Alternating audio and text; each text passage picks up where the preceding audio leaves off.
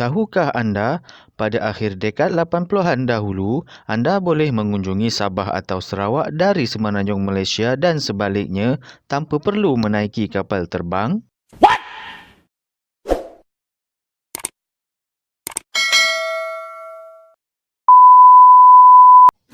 Selain daripada medium udara, terdapat satu lagi medium yang menghubungkan Tanah Semenanjung dan Borneo pada dekad 80-an, iaitu melalui laluan air. Inilah satu perkhidmatan feri yang dinamakan Feri Malaysia. Feri Malaysia didaftarkan secara rasmi di Pelabuhan Kelang pada tahun 1986 yang telah dinamakan sebagai Kruz Muhibah. Idea mengenai Feri Malaysia ini dicetuskan oleh Perdana Menteri Malaysia ketika itu, Datuk Seri Dr. Mahathir bin Mohamad pada tahun 1982. Matlamat penubuhan ini adalah untuk merapatkan hubungan antara penduduk Semenanjung Malaysia dengan penduduk Sabah dan Sarawak. Idea ini diinspirasikan daripada kejayaan perkhidmatan feri di negara Skandinavia, iaitu antara negara Finland, Norway dan juga Denmark. Jabatan Perdana Menteri kemudian melantik syarikat perkapalan Perbadanan National Shipping Line Berhad PNSL untuk menjalankan kajian bagi mencari mekanisme terbaik bagi menjayakan projek ini. Setelah kajian dan perancangan rapi dilakukan, pada Jun 1984, syarikat feri Malaysia Sendirian Berhad ditubuhkan bagi merealisasikan projek feri Malaysia ini. Sebuah feri telah dibeli dari Helsinki, Finland pada harga 23.9 juta ringgit Malaysia setelah Jemaah Menteri meluluskan projek ini. Selepas melalui fasa pengubahsuaian serta naik taraf, feri ini telah memulakan pelayaran dari Finland ke Malaysia pada 6 Julai 1986. Pelayaran yang mengambil masa kurang lebih sebulan itu tiba di Pelabuhan Kelang pada 6 Ogos 1986. Sultan Pahang ketika itu, Sultan Haji Ahmad Shah melancarkan secara rasmi perkhidmatan feri Malaysia pada 31 Ogos 1986 di Pelabuhan Kuantan.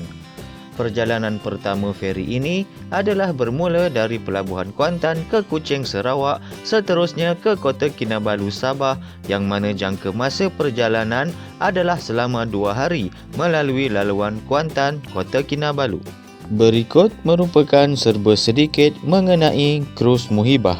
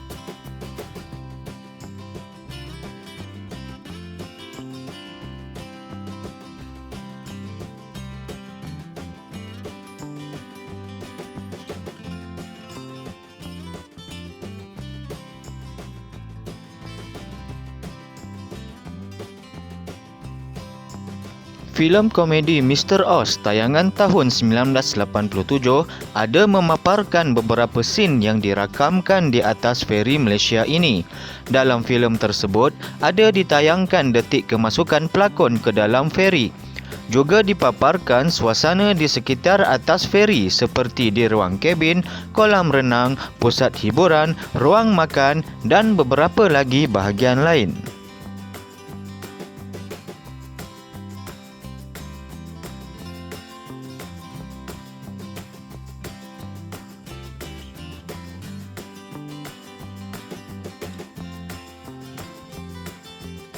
Tidak lama selepas tayangan filem Mr. Oz pada 18 Oktober 1987, feri Malaysia telah mengalami kebakaran pada ruang enjin utama. Kejadian berlaku sekitar jam 2.40 petang sewaktu feri tersebut hampir tiba di Kuantan, iaitu kira-kira 5 km dari Pulau Tioman, Pahang.